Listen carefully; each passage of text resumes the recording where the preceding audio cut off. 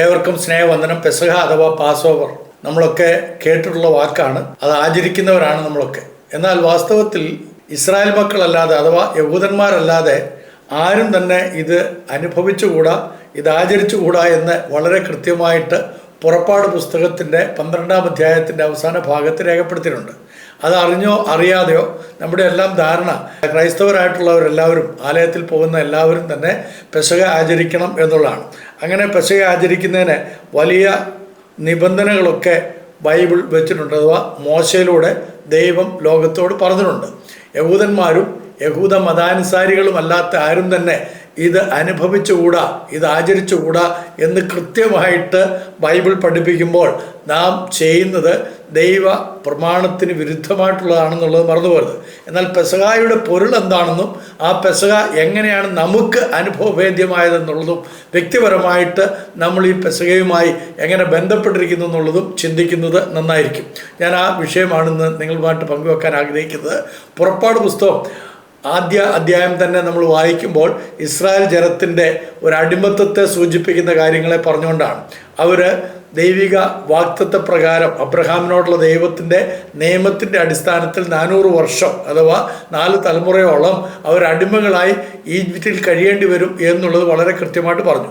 യാക്കോബിൻ്റെ മകനായ യോസഫാണ് ആദ്യമായിട്ട് ഈജിപ്തിലേക്ക് പോകാൻ ഇടയായിത്തീർന്നത്. അവിടെ അദ്ദേഹം ചെന്ന് ഫറവോൻ്റെ കൊട്ടാരത്തിനൊക്കെ മേൽവിചാരകനായി തീർന്നു, അഥവാ അവിടുത്തെ രാജകൊട്ടാരത്തിൻ്റെ മാത്രമല്ല ആ രാജ്യത്തിൻ്റെ തന്നെ 3ാമനായി തീരുവാൻ തക്കവണ്ണം പല അനുഭവത്തിലൂടെ കടന്ന് ജോസഫിന് എത്തിച്ചേരാൻ ദൈവം ഇടയാക്കി തീർത്തു. അതൊക്കെ ദൈവിക വാഗ്ദത്ത വചനപ്രകാരം ഉള്ള ഒരു നടത്തിപ്പായിരുന്നു. അങ്ങനെ ജോസഫ് അവിടുത്തെ ഭരണാധികാരിയായിത്തീർന്നു. അദ്ദേഹത്തിൻ്റെ സഹോദരന്മാരൊക്കെ ഈ ജോസഫിനെ വെറുത്തതാണ്, വിറ്റതാണ്, അവരെ കൊന്നതാണെന്നും അവൻ ചത്തതാണെന്നൊക്കെ പറഞ്ഞ് അപ്പനായിരിക്കുന്ന യാക്കോബിൻ്റെ അടുക്കൽ കൊണ്ടുവന്ന് അതിനുള്ള തെളിവുകളൊക്കെ സമർപ്പിച്ചാണ്. പക്ഷേ ഈ സഹോദരന്മാരും ഈ അപ്പനും ഒക്കെ പിന്നീട് യോസഫിനെ ആശ്രയിക്കേണ്ടി വന്ന സംഭവങ്ങളാണ് നമ്മൾ ഉൽപ്പത്തി പുസ്തകത്തിൻ്റെ അവസാന ഭാഗങ്ങളിൽ കാണുന്നത്. അത് കഴിഞ്ഞിട്ട് അവരുടെ തലമുറകളെ കുറിക്കുന്നതാണ് പുറപ്പാട് പുസ്തകത്തിലേക്ക് വരുമ്പോൾ. ചില സുഹൃത്തുക്കളൊക്കെ എൻ്റെ വീഡിയോയുടെ കമൻ്റായിട്ട് താഴെ വന്നിട്ട് എഴുതാറുണ്ട്, പഴയ നിയമം ഒന്ന് ഉറക്കെ വായിക്കാമോ എന്ന്. ഉറക്കെയല്ല, എപ്പോഴും വായിക്കാവുന്ന പുസ്തകമാണ് സുഹൃത്തുക്കളെ. അത് നിങ്ങൾ മറന്നു പോകണ്ട. നിങ്ങളുടെ വിചാരം പഴയ നിയമം എന്ന് പറഞ്ഞു കഴിഞ്ഞാൽ എന്തോ മോശപ്പെട്ട അല്ല. അത് ഇസ്രായേൽ ജനത്തിൻ്റെ അഥവാ ഈ യഹൂദന്മാരുടെ ചരിത്രമാണ്. മാത്രമല്ല ലോകത്തിൻ്റെ ചരിത്രമാണ്. ലോക ചരിത്രങ്ങളാണ് എഴുതിയിരിക്കുന്നത്. നിങ്ങൾക്ക് സംശയം ഉണ്ടെങ്കിൽ ഒന്ന് വായിച്ചു നോക്കുക. ഏതെങ്കിലും വിവരദോഷികൾ പറയുന്നത് കേട്ടിട്ട്, നിരീശ്വരവാദികളാണ് അത്തരത്തിലുള്ള വിവരദോഷം കൂടുതലായിട്ട് പറഞ്ഞുകൊണ്ട് നടക്കുന്നത്.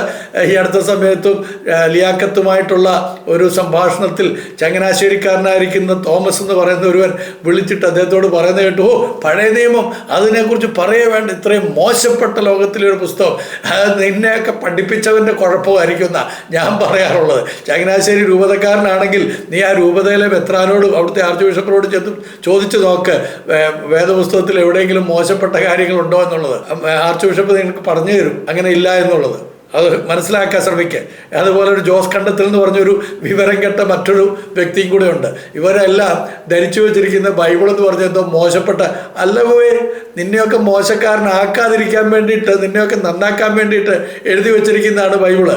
അത് വായിക്കുന്നവനും അത് പഠിക്കുന്നവനും ജീവിതത്തിൽ അനുഗ്രഹം ഉണ്ടാവുമെന്ന് മാത്രമല്ല, അവൻ സത്യദൈവത്തിൻ്റെ സ്നേഹം അനുഭവിച്ചുകൊണ്ട് ദൈവ പൈതലായിത്തീരും, ദൈവ മകനായിത്തീരും. അപ്പോൾ അവൻ്റെ ഉള്ളിലുള്ള ഈ ഇപ്പോൾ നിങ്ങളുടെയൊക്കെ ഉള്ളിൽ കിടക്കുന്ന ഈ നികൃഷ്ട സ്വഭാവം ഉണ്ടല്ലോ, അതെല്ലാം ഇല്ലാതെയാകും. അതിനുള്ള ഏക മാർഗമെന്ന് പറയുന്നത് കാൽവറി കുരിശിൽ നിനക്ക് വേണ്ടിയിട്ടൊക്കെ ബലിയായിത്തീർന്ന ക്രിസ്തുവിൻ്റെ രക്തം. ആ രക്തത്തെക്കുറിച്ചൊക്കെ കൃത്യമായിട്ട് മനസ്സിലാക്കി തരുന്നതാണ് വിശുദ്ധ ബൈബിള്. ഒന്ന് വായിച്ചു നോക്ക്. ഏതെങ്കിലും വിവരം കെട്ടവരൊക്കെ പറയുന്നത് കേട്ടിട്ട് അത് അതേപോലെ തന്നെ പറയാതിരിക്കാനായിട്ടാണ് കേട്ടോ. അപ്പോൾ ലിയാഖത്തലി, അങ്ങയോടും എനിക്ക് പറയാനുള്ളത്, അങ്ങും ഈ പൊട്ടന്മാർ പറയുന്നത് കേട്ടിട്ട് നേരാണെന്ന് വിചാരിക്കരുത് കേട്ടല്ലോ. അങ്ങും ബൈബിളൊന്ന് വായിക്കാൻ ശ്രമിക്കും. ഉൽപ്പത്തി പുസ്തകം പോലെ തന്നെ വായിച്ചോന്നേ. അവിടെ വായിച്ചു കഴിഞ്ഞാൽ അന്നത്തെ കാലഘട്ടത്തിൽ സംഭവിച്ച കാര്യങ്ങളെ യാതൊരു വിധത്തിലുള്ള കൈകടത്തലും ഇല്ലാതെ എഴുതി പോന്നിരിക്കുന്നതാണ്, കൃത്യമായിട്ട് രേഖപ്പെടുത്തിയിരിക്കുന്ന. അതാണ് ഇസ്രായേലിൻ്റെ ചരിത്രം. ആ ഇസ്രായേലിൻ്റെ ചരിത്രത്തിൽ വളരെ പ്രധാനപ്പെട്ട ഒരു ചരിത്രമാണ് പെസഹ എന്ന് പറയുന്നത്. അപ്പോൾ ആ പെസഹ എന്താണെന്ന് വെച്ച് കഴിഞ്ഞാൽ, ഇസ്രായേൽ മക്കൾ ഞാൻ സൂചിപ്പിച്ച പോലെ യാക്കോബിൻ്റെ സന്തതി പരമ്പരകൾ അവിടെ വന്നു, അവിടെ താമസം തുടങ്ങി. ഗോശയം എന്ന് പറയുന്ന സ്ഥലത്ത് ധാരാളം പുല്ലുണ്ടായിരുന്നുകൊണ്ടും അവർ ഇടയന്മാരായതുകൊണ്ട് ഈജിപ്ഷ്യർക്ക് ഈ ഇടയന്മാരെ അത്ര പഥ്യമല്ലായിരുന്നു, അല്ലെങ്കിൽ അവരുമായിട്ട് അത്ര അടുപ്പത്തിലൊന്നും ജീവിക്കാൻ കഴിയുകയില്ല. ആട്ടിടയന്മാരോട് അവർക്കൊരു ചെറിയ അകൽച്ചയൊക്കെ ഉണ്ടായിരുന്നു. ഇൻഹ്യൂമനായിട്ടാണ് അവരെയൊക്കെ ട്രീറ്റ് ചെയ്തുകൊണ്ടിരുന്നത്. അങ്ങനെയുള്ള ആ ഇസ്രായേൽ ജനം അവിടെ താമസിച്ച് അവർ പെറ്റുപെരുകി അവരെ അറിയപ്പെട്ടിരുന്ന യഹൂദന്മാരെന്നൊന്നുമല്ല, എബ്രായർ എന്നാണ് അറിയപ്പെട്ടിരുന്നത്. കഴിഞ്ഞ എൻ്റെ ക്ലാസ്സിൽ ഞാൻ അതിനെക്കുറിച്ച് കൃത്യമായിട്ട് പറഞ്ഞിരുന്നു. നിങ്ങൾ അത് കേൾക്കണം, കേട്ട് കഴിയുമ്പോൾ നിങ്ങൾക്ക് മനസ്സിലാവും. എബ്രായർ എന്ന് പറഞ്ഞു കഴിഞ്ഞാൽ നദി കടന്നു വന്നവർ എന്നാണ് അർത്ഥം. അങ്ങനെയുള്ള ആ ജനതയെ പൊതുവിൽ അവരുടെ ഭാഷയുമായി ബന്ധപ്പെട്ടാണ് അറിയപ്പെട്ടിരുന്നത്. അങ്ങനെയുള്ള ആ എബ്രായ ജനത അവരെ ദൈവം 430 വർഷത്തോളം ആ മിസ്രൈമിൽ താമസിക്കുവാനായിട്ടുള്ള അവസരങ്ങളെ ഒരുക്കി കൊടുത്തു. അവരവിടെ അടിമകളായി പാർക്കേണ്ടി വന്നു. അതൊക്കെ ദൈവിക വാഗ്ദത്ത വചനപ്രകാരം സംഭവിച്ചതാണ്. അതിനുശേഷം അത് അബ്രഹാമിനോട് ദൈവം ചെയ്ത ഉടമ്പടിയുടെ അടയാളം കൂടിയാണ്. നമ്മൾ ഉൽപ്പത്തി പുസ്തകം 12-ാം അധ്യായം വായിക്കുമ്പോൾ അത് വളരെ കൃത്യമായിട്ട് അവിടെ കാണാം. അത് കഴിഞ്ഞിട്ട് ദൈവം ഈ ഇസ്രായേൽ ജനത്തെ വിമോചിപ്പിക്കാൻ വേണ്ടി വിമോചകനായിട്ട് മോസസ് എന്ന് പറയുന്ന വ്യക്തി അയക്കുകയാണ്. മോസസ് വന്നിട്ട് ഫാറോ എന്ന് പറയുന്ന ഫറവോൻ്റെ അടുക്കൽ വന്നിട്ട് അദ്ദേഹത്തോട് പറയുകയാണ്, എൻ്റെ ജനമായിരിക്കുന്ന ഇസ്രായേലിനെ വിട്ടയക്കണം, അവരെ നീ എൻ്റെ ദൈവമായ യഹോവയെ ആരാധിക്കാനായിട്ട് വിട്ടയക്കണം എന്ന് പറഞ്ഞപ്പോൾ പുറപ്പാട് പുസ്തകം 5-ാം അധ്യായത്തിൽ ഈ ഫറവോൻ ചോദിക്കുന്നൊരു ചോദ്യമുണ്ട്. യഹോവയെ അനുസരിക്കേണ്ടതിനും അവനെ കേൾക്കേണ്ടതിനും യഹോവ ആര്? ഈ യഹോവ ആര്? കാരണം യഹോവയാം ദൈവത്തെക്കുറിച്ചൊരു ഗ്രാഹ്യവും അന്ന് വരെ ഈ ഫറവോനില്ലായിരുന്നു. അവൻ ആരാധിച്ചുകൊണ്ടിരുന്നതൊക്കെ അവിടെ ഉണ്ടായിരുന്ന ആട്ടുകൊറ്റൻ്റെ ഒക്കെ തലയുള്ള ദേവീദേവന്മാരൊക്കെയാണ്. ധാരാളം ദേവീദേവന്മാർ അവർക്കുണ്ടായിരുന്നു. ഇടക്കാലത്ത് അവൻ തന്നെ ദൈവമായിട്ടൊക്കെ പ്രതിഷ്ഠിക്കുകയൊക്കെ ചെയ്ത അനുഭവങ്ങളൊക്കെ ഉണ്ടായിട്ടുണ്ട്. അപ്പോൾ അങ്ങനെയുള്ള ആ ചോദ്യത്തിൻ്റെ മുമ്പാകെ ഈ മോസസും അദ്ദേഹത്തിൻ്റെ സഹോദരനായിരിക്കുന്ന അഹറോനും വന്ന് വളരെ കൃത്യമായിട്ട് യഹോവയാം ദൈവം ആരാണെന്നുള്ളത് തൻ്റെ നീട്ടിയ ഭുജം കൊണ്ട് അഥവാ ദൈവത്തിൻ്റെ പ്രവൃത്തികളെ കൊണ്ട് വളരെ കൃത്യമായിട്ട് തെളിയിച്ചു കൊടുത്തു. അങ്ങനെ തെളിയിച്ചു കൊടുത്ത പല ബാധകൾ ആ ദേശത്തേക്ക് വന്നവർക്ക് നിങ്ങൾക്ക് അറിയാവുന്നതുകൊണ്ട് ഞാൻ പറയുന്നില്ല. അറിയില്ലെങ്കിൽ നിങ്ങൾ ദയവുണ്ടായിട്ട് പുറപ്പാട് പുസ്തകം ഒന്ന് ആദ്യ പുസ്തകം മുതലൊന്ന് വായിച്ചു കഴിഞ്ഞാൽ കൃത്യമായിട്ട് ഈ കാര്യങ്ങൾ നിങ്ങൾക്കറിയാൻ സാധിക്കും. അങ്ങനെ അതിൻ്റെ 12-ാം അധ്യായത്തിലേക്ക് വരുമ്പോൾ 10ാമത്തെ ബാധ ദേശത്തേക്ക് ദൈവം അയക്കുകയാണ്. ആ 10ാമത്തെ ബാധ അത് വളരെ പ്രയാസകരമായിട്ടുള്ളൊരു ബാധയാണ്. അതെന്താണെന്ന് വെച്ച് കഴിഞ്ഞാൽ ആ ദേശത്ത് പാർക്കുന്ന സകല മനുഷ്യരുടെയും ആദ്യജാതന്മാർ ഇല്ലായ്മയായി പോകുന്ന, അവർ കൊല്ലപ്പെടുന്നതായിട്ടുള്ള ഒരു ബാധയാണ് ആ കടിഞ്ഞൂൽ ബാധ എന്ന് വിളിക്കും. ആ കടിഞ്ഞൂലുകളെ സംഹരിക്കുന്നതായിട്ടുള്ള ബാധ അയക്കുന്നതിന് മുമ്പായിട്ടും ദൈവം മോസസിനെയും അഹറോനെയും ഫറവോൻ്റെ അടുക്കിലേക്ക് പറഞ്ഞു വിട്ടിട്ട് പറഞ്ഞു, നിങ്ങൾ ഈ ജനത്തെ വിട്ടയക്കുക. ഈ ജനം അടിമകളായി പാർക്കേണ്ടുന്നവരല്ല, അവർ ദൈവത്താൽ തിരഞ്ഞെടുക്കപ്പെട്ടിരിക്കുന്ന ദൈവത്തിൻ്റെ സ്നേഹിതൻ എന്നറിയപ്പെട്ട അബ്രഹാമിൻ്റെ സന്തതി പരമ്പരയാണ്. അവരെ അടിമകളാക്കി വെക്കാതെ അവരെ സ്വതന്ത്രരാക്കുക എന്ന് പറഞ്ഞപ്പോൾ ഫറവോൻ അത് കേട്ടില്ല. തൽഫലമായിട്ട് എന്താ സംഭവിച്ചത്? ആ പ്രദേശത്തുള്ള എല്ലാ ഭവനങ്ങളിലും സംഹാരദൂതൻ കടന്നു വരുമെന്നും ആ സംഹാരദൂതൻ വരുന്ന സമയത്ത് അവിടെയുള്ള എല്ലാ ആദ്യ കടിഞ്ഞൂൺ ജാതൻ അതാരായിരുന്നാലും, ഫറവോൻ്റെ കൊട്ടാരത്തിലാണെങ്കിലും ശരി, അത് കുടിലിൽ പാർക്കുന്നവൻ്റെ കുഞ്ഞായിരുന്നാലും ശരി, ആദ്യജാതന്മാരുടെ സംഹാരം നടക്കുമെന്നുള്ള ആ വലിയ അരുളപ്പാട് മോസസ് ഈ ഫറവോനെ അറിയിച്ചു. പക്ഷേ ഫറവോൻ അത് കേട്ടില്ല, കൂട്ടാക്കിയില്ല. തൽഫലമായിട്ട് എന്താ സംഭവിച്ചത്? ഇസ്രായേൽ ജനത്തോട് ദൈവം പറഞ്ഞു, ഈ സംഹാരദൂതൻ എല്ലായിടത്തൂടെയും വരും, ആ ദേശത്ത് മിസ്രൈമിൽ മുഴുവനായിട്ട് വരും. പക്ഷേ നിങ്ങളെ വിടുവിക്കാൻ തക്കവണ്ണം, നിങ്ങൾ രക്ഷപ്പെടാൻ തക്കവണ്ണം ഞാൻ നിങ്ങൾക്കൊരു മാർഗം പറഞ്ഞു തരാം. ആ മാർഗം എന്താണെന്ന് വെച്ച് കഴിഞ്ഞാൽ, നിങ്ങൾ ഒരു ആട്ടുകൊറ്റനെ, ഒരു വയസ്സ് പ്രായമുള്ള ഒരു ആട്ടുകൊറ്റനെ പിടിക്കണം. ഒരു ആടിനെ പിടിച്ചിട്ട് ആടിനെ നിങ്ങൾ അറുക്കണം. അതിൻ്റെ രക്തം നിങ്ങളുടെ വീടിൻ്റെ കട്ടളപ്പടിമേലും കുറുമ്പടിമേലും നിങ്ങൾ പുരട്ടണം.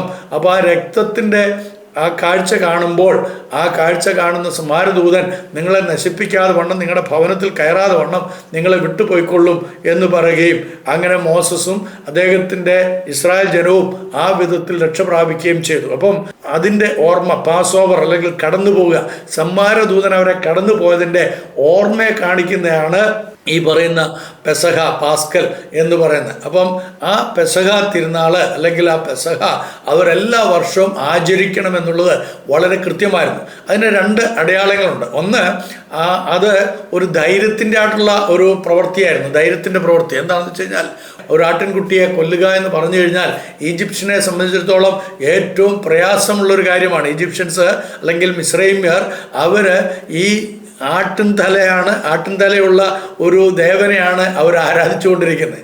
അപ്പോൾ ഒരാടിനെ അറക്കുക എന്ന് പറഞ്ഞാൽ അവരുടെ ദേവനെ കൊല്ലുന്നതിന് തുല്യമാണ്. അവർ വിശ്വസിച്ചുകൊണ്ടിരുന്നത് ഈ ആട്ടിൻതലയുള്ള ദേവനാണ് മനുഷ്യനെ സൃഷ്ടിച്ചതെന്നും പ്രത്യേകിച്ച് നൈൽ നദിയുടെ തീരത്തുള്ള ജനങ്ങളെല്ലാം തന്നെ ആരാധിച്ചു പോന്ന ഒരു ദേവനാണ് ഈ പറയുന്നതായിട്ടുള്ള നൂം എന്ന് പറയും. ഇങ്ങനെയുള്ള നൂം എന്ന് പറയുന്നതായിട്ടുള്ള ആ ദേവനെ ആരാധിച്ചു പോന്നെ. അപ്പോൾ അങ്ങനെയുള്ള ആട്ടിൻതലയുള്ള ആ ദേവൻ്റെ പ്രതീകമായിട്ടുള്ള ആടുകളെ കൊല്ലുക എന്ന് പറയുന്നത് അത്ര നിസ്സാരമായിട്ടുള്ള കാര്യമല്ല. പക്ഷേ ഇസ്രായേൽ മക്കൾ അവരുടെ ജീവിതത്തിൽ അതുവരെയും എടുക്കാത്ത ഒരു സ്റ്റെപ്പ്, ഏറ്റവും പ്രധാനപ്പെട്ട ഒരു കാൽച്ചുവട് അവരെടുത്തു. എന്താണെന്ന് വെച്ച് കഴിഞ്ഞാൽ അവർ വിശ്വസിച്ചു പോകുന്ന ദേവനെ തന്നെ, സൃഷ്ടി സംഹാരകനായിട്ടുള്ള ദേവനെ തന്നെ അവർ ഉന്മൂലനം ചെയ്തു. മനുഷ്യനെ സൃഷ്ടിക്കുന്നത് ഈ ദേവനാണെന്ന്, ഖൂം എന്ന് പറയുന്നതായിട്ടുള്ള ഈ ദേവനാണെന്ന് വിശ്വസിച്ചു പോകുന്ന മിസ്രൈമ്യരുടെ മധ്യത്തിൽ ഇസ്രായേൽ മക്കൾ അവയെ തന്നെ അതിൻ്റെ പര്യായമായിരിക്കുന്ന ആട്ടുകൊറ്റന്മാരെ തന്നെ അറുത്തു എന്നുള്ളതാണ്. It was an act of courageous, ഒരു ധൈര്യത്തിൻ്റെ ആയിട്ടുള്ള ഒരു പ്രവൃത്തിയായിരുന്നു അവരത് വെളിപ്പെടുത്തിയത്. പ്രിയമുള്ളവരെ, മനുഷ്യവർഗത്തെ സൃഷ്ടിച്ചവനായ സത്യദൈവത്തിനെ കൂടാതെ മറ്റാരെങ്കിലും നാം ആരാധിക്കുകയോ നാം സേവിക്കുകയോ നാം ആ വിധത്തിൽ ഏതെങ്കിലും തരത്തിലുള്ള പൂജകളും കർമ്മങ്ങളും ചെയ്യുന്നുണ്ടെങ്കിൽ അവയൊന്നും അല്ല മനുഷ്യനെ സൃഷ്ടിച്ചതെന്നും മനുഷ്യനെ സൃഷ്ടിച്ചവനായ യഹോവയാം ദൈവം, സത്യദൈവം, ആ ദൈവത്തെ മാത്രമേ ഭുജിക്കാവൂ, ആരാധിക്കാവൂ എന്നുള്ള വലിയൊരു സന്ദേശം കൂടിയാണ് ഈ ഒരു പെസഹയിലൂടെ നമുക്ക് തരുന്നത്. അത് മറന്നു പോകരുത്. അപ്പോൾ ഒരു വലിയ ധൈര്യത്തിൻ്റെ ആയിട്ടുള്ള പ്രവൃത്തിയായിരുന്നു ഇസ്രായേൽ മക്കൾ ചെയ്തത്. അത് മറന്നു പോകരുത്. പെസഹയുടെ സന്ദേശം എന്ന് പറയുന്നത് അതൊരു ധൈര്യത്തിൻ്റെ സന്ദേശമാണ്. മനുഷ്യനെ സൃഷ്ടിച്ചവനായ ദൈവത്തിങ്കിലേക്ക് മനം തിരിയുവാൻ, ആ സത്യദൈവത്തെ ഒഴികെ മറ്റൊന്നിനെയും ഞാൻ ആരാധിക്കുകയില്ല, മറ്റൊരു വിഗ്രഹത്തിന് ഞാൻ പൂജാകർമ്മങ്ങൾ ചെയ്യുകയില്ല, അവയെല്ലാം തന്നെ ഇല്ലായ്മയായി പോകേണ്ടതാണ് എന്ന് ഇസ്രായേൽ മക്കൾ കൃത്യമായി മനസ്സിലാക്കിയതായിട്ടുള്ള ഒരു സന്ദർഭമാണ് പെസഹായുടെ തിരുനാളിലൂടെ. അത് നാം വിസ്മരിക്കരുത്. രണ്ടാമതായിട്ട് നമുക്ക് ഈ പാസ്കൽ അഥവാ ഈ പെസഹ എന്ന് പറഞ്ഞു കഴിഞ്ഞാൽ അതൊരു മെസ്സേജ് ഓഫ് ഡെലിവറൻസ് ആണ്. അതൊരു വിമോചനത്തിൻ്റെ സന്ദേശമാണ്. ഏത് വിമോചനം? അടിമത്തത്തിൽ നിന്ന്.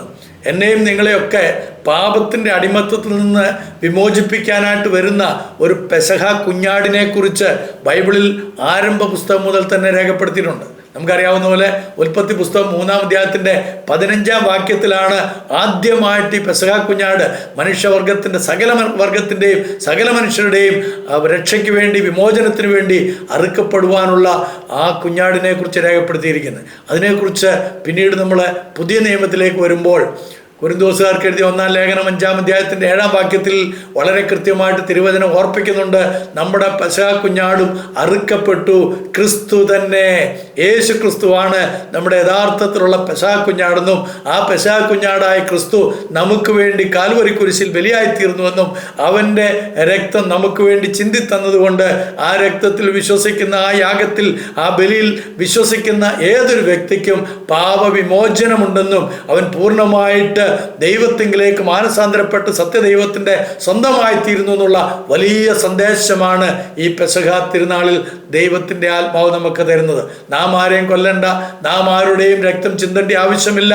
നമ്മുടെ രക്തം ആര് ചിന്തിയാലും ശരി, നമുക്ക് വേണ്ടി ചിന്തപ്പെട്ട കാൽവരി കുരിശിലെ യാഗമായി തീർന്ന മശിഹായുടെ രക്തം, ആ രക്തത്താൽ മാത്രമാണ് മനുഷ്യവർഗത്തിന് പൂർണ്ണമായ വിമോചനമുള്ളതും അവന് ദൈവത്തിങ്കിലേക്ക് മടങ്ങി വന്ന് അടിമത്തത്തിൽ നിന്നുള്ള വിമോചനം പ്രാപിച്ച് ദൈവിക കൂട്ടായ്മയുടെ അനുഭവത്തിൽ വളരാൻ സാധിക്കുകയുള്ളൂ എന്നുള്ള വലിയ നിയോഗവും സന്ദേശമാണ് ഈ പെസഹ തിരുനാളിൽ ദൈവാത്മാവ് നമുക്ക് തരുന്നത്. മൂന്നാമത്തേത്, ഇത് നമുക്കൊരു ഇറ്റേണിറ്റിയെ കുറിക്കുന്നതായിട്ടുള്ള നിത്യതയെ കുറിക്കുന്നതാണ്. ഇസ്രായേൽ മക്കൾ മിസ്രൈമിൻ്റെ അടിമത്തത്തിൽ നിന്ന് അവരെ വിമോചിപ്പിച്ച് കനാൻ ദേശത്തേക്ക് വാഗ്ദത്ത നാട്ടിലേക്ക് കൊണ്ടുവരികയാണ്. ആ വാഗ്ദത്ത നാട്ടിലും അവർക്ക് യുദ്ധങ്ങളും പ്രയാസങ്ങളും സങ്കടങ്ങളും ഒക്കെ ഉണ്ടായിട്ടുണ്ട്. എന്നാൽ നമ്മളെ സംബന്ധിച്ചിടത്തോളം യേശു ക്രിസ്തുവിൻ്റെ ആ യാഗത്തിൽ വിശ്വസിക്കുന്ന, പെസഹ കുഞ്ഞാടായ ക്രിസ്തുവിൻ്റെ ബലിയിൽ വിശ്വസിക്കുന്ന ഏതൊരു വ്യക്തിക്കും അവന് കിട്ടാൻ പോകുന്നതായിട്ടുള്ള മോക്ഷം, നിത്യത എന്ന് പറയുന്നത് കണ്ണുനീരും പട്ടിണിയും സങ്കടങ്ങളും ഇല്ലാത്തതും, അവിടെ ഒരിക്കലും ആരും തമ്മിൽ ഭിന്നതയോ കലാപങ്ങളോ ബോംബ് പൊട്ടിയതോ ഒന്നുമില്ലാത്തതുമായിട്ടുള്ള നിത്യമായ ഒരു വാസസ്ഥലമാണ്. അതിനെക്കുറിച്ച് ബൈബിളിൻ്റെ അവസാന പുസ്തകമായിരിക്കുന്ന വെളിപ്പാട് പുസ്തകം അതിൻ്റെ 21, 22 അധ്യായങ്ങളിൽ പറയുന്നത് അവിടെ കണ്ണുനീരില്ല, അവിടെ പട്ടിണിയില്ല, അവിടെ മുറവിളിയില്ല, അവിടെ രോഗങ്ങളില്ല, അവിടെ ദുഃഖമില്ല. അവിടെ ദൈവത്തെ പോളും ദൈവത്തിൻ്റെ പൊന്മുഖം കണ്ടുകൊണ്ട് ആരാധിക്കുന്ന അനുഭവമാണ്. ഒരിക്കലും അവസാനിക്കാത്ത ഒരു നാളിലേക്കായിരിക്കും അങ്ങനെയുള്ളവർ ഈ ക്രിസ്തുവിൻ്റെ ക്രൂശിലെ ബലിയിൽ, പെസഹക്കുഞ്ഞാടായ ക്രിസ്തുവിൻ്റെ ആ ബലിയിൽ വിശ്വസിക്കുന്ന ഏവർക്ക് ലഭിക്കാൻ പോകുന്നത്. അവിടെ സൂര്യചന്ദ്രാദികളില്ല, അവിടെ തിങ്കളാഴ്ചയില്ല, ചൊവ്വാഴ്ചയില്ല, അവിടെ കള്ളുഷാപ്പുമില്ല, കള്ള് നദിയുമില്ല, അവിടെ ഹൂറികളില്ല. അവിടെ ഉള്ളത് ദൈവവും ദൈവത്തെ ആരാധിക്കുന്ന മാലാഖവൃന്ദങ്ങളും ദൈവത്തിൻ്റെ മക്കളായി തീർന്നിരിക്കുന്ന വിശുദ്ധ ഗണവുമാണ്. അവരെ ദൈവത്തെ രാപ്പകൽ ആരാധിക്കുക എന്ന് പറഞ്ഞാൽ എപ്പോഴും ഒരു ദിവസം പോലും അവിടെ മാറി മറിയുന്നില്ല. 24 മണിക്കൂറൊന്നും അവിടെ ഇല്ല, സൂര്യനും ചന്ദ്രനും ഇല്ലല്ലോ, പിന്നെ എങ്ങനെയാണ് കാലങ്ങളും ഇതൊക്കെ ഉണ്ടാകുന്നത്? അപ്പോൾ ആ ദൈവത്തെ ആരാധിച്ച് അവൻ്റെ പൊന്മുഖം കണ്ടുകൊണ്ട് ഒരിക്കലും അവസാനിക്കാത്ത നാളിൽ നമ്മൾ പ്രവേശിക്കും. ആ അനുഭവത്തിലേക്ക് കൂട്ടിക്കൊണ്ടുപോകാനായിട്ടാണ് മശിയായിരിക്കുന്ന ദൈവത്തിൻ്റെ കുഞ്ഞാട് നമുക്ക് വേണ്ടി ക്രൂശിൽ ബലിയായിത്തീർന്നത്. അതിനെക്കുറിച്ചാണ് അബ്രഹാം എന്ന് പറയുന്ന ആദിമ വിശ്വാസി, അല്ലെങ്കിൽ ദൈവത്തിൻ്റെ സ്നേഹിതൻ എന്നറിയപ്പെട്ട അബ്രഹാം പിതാവ് തൻ്റെ ഏകജാതൻ എന്ന് പറഞ്ഞു കഴിഞ്ഞാൽ തൻ്റെ വാഗ്ദത്ത സന്തതി, ദൈവം വാഗ്ദത്തമായി കൊടുത്ത അടിമയുടെ മകനായിരിക്കുന്ന ഇസ്മായിലിനെ കുറിച്ചല്ല അവിടെ പറയുന്നത്, മറിച്ച് തൻ്റെ വാഗ്ദത്ത സന്തതി സാറായിൽ നിന്നുളവായതായിട്ടുള്ള ആ ഇസഹാക്ക് എന്ന് പറയുന്നതായിട്ടുള്ള വ്യക്തിയെ യാഗം കഴിക്കാൻ കൊണ്ടുപോകുമ്പോൾ ഇസഹാക്ക് അബ്രഹാമിനോട് ചോദിക്കുന്ന പിതാവേ, അബ്രഹാം പിതാവിനോട് ചോദിക്കുകയാണ്, പിതാവേ നമുക്ക് കത്തിയുണ്ട്, നമുക്ക് തീയുണ്ട്, നമുക്ക് വിറകുണ്ട്, എല്ലാം ഉണ്ട്, പക്ഷേ യാഗത്തിനുള്ള മൃഗം എവിടെ? അപ്പോൾ അബ്രഹാം പിതാവ് പറഞ്ഞു കൊടുക്കുന്ന ഒരു മറുപടിയുണ്ട്, മകനെ ഇസഹാക്കേ, ദൈവം തനിക്ക് ഹോമയാഗത്തിനുള്ള ഒരാട്ടിൻകുട്ടിയെ കരുതിക്കൊള്ളും. ആട്ടിൻകുട്ടിയാണ് ലോകത്തിൻ്റെ പാപത്തെ ചുമന്നൊഴിക്കാനായിട്ട് വന്നപ്പോൾ യഹിയ നബി എന്ന് അറബിയിൽ പറയും, അഥവാ യോഹന്നാൻ സ്നാപകൻ. ആ യോഹന്നാൻ സ്നാപകൻ യോർദാൻ നദിക്കരയിലൂടെ കടന്നു വരുന്നതായിട്ടുള്ള യേശുവിനെ ചൂണ്ടിക്കാണിച്ചുകൊണ്ട് ലോകത്തോട് പറഞ്ഞു, ഇതാ ലോകത്തിൻ്റെ പാപത്തെ ചുമന്നൊഴിക്കുന്ന ദൈവത്തിൻ്റെ കുഞ്ഞാട്, മനുഷ്യവർഗത്തിൻ്റെ രക്ഷയ്ക്ക് വേണ്ടി, വിമോചനത്തിന് വേണ്ടി, അള്ളാഹുവിൻ്റെ അടിമത്തത്തിൽ നിന്ന് നമ്മളെ വിമോചിപ്പിച്ച് ദൈവത്തിൻ്റെ മക്കളെന്നുള്ള ആ പദവിയിലേക്ക് നമ്മളെ ഉയർത്തുവാൻ വേണ്ടി ഈ ലോക ചരിത്രത്തെ വിഭജിച്ചു കൊണ്ടുവന്നവനായ ആ മശിയാ തമ്പുരാനെ നോക്കിക്കൊണ്ട് യഹിയാ നബി പറയുകയാണ്, അല്ലെങ്കിൽ യോഹന്നാൻ സ്നാപകൻ പറയുകയാണ്, ഇതാ ലോകത്തിൻ്റെ പാപത്തെ ചുമന്നൊഴിക്കുന്ന ദൈവത്തിൻ്റെ കുഞ്ഞാട്, പെസഹ കുഞ്ഞാട് അറുക്കപ്പെട്ടതിന് പകരമായിട്ട് സകല മനുഷ്യൻ്റെയും പാപത്തിന് പരിഹാരമായി വീണ്ടെടുപ്പിൻ്റെ രക്ഷയ്ക്ക് വേണ്ടി മനുഷ്യവർഗത്തിൻ്റെ രക്ഷയുടെ ആവശ്യാർത്ഥം കാൽവരി കുരിശിൽ ബലിയായി തീരാൻ പോകുന്ന മശിഹായായ ക്രിസ്തുവിനെയാണ് അതിലേക്കൊക്കെയും ചൂണ്ടിക്കാണിക്കുന്നത്. അപ്പോൾ പഴയ നിയമത്തിലെ ആ പെസഹ കുഞ്ഞാടെന്ന് പറയുന്നത് പുതിയ നിയമത്തിലേക്ക് വരുമ്പോൾ യേശു ക്രിസ്തു തന്നെയാണ്. അതുകൊണ്ട് നമുക്ക് പെസഹ ആചരിക്കാൻ കഴിയുന്നത് പഴയ നിയമപ്രകാരമല്ല, മറിച്ച് യേശു ക്രിസ്തുവിൻ്റെ ക്രൂശിലെ ബലിയിൽ വിശ്വസിച്ചുകൊണ്ട് അവൻ്റെ മരണ പുനരുത്ഥാനത്തിൻ്റെ ആ സന്തോഷത്തെ ഉൾക്കൊണ്ടുകൊണ്ടായിരിക്കണം.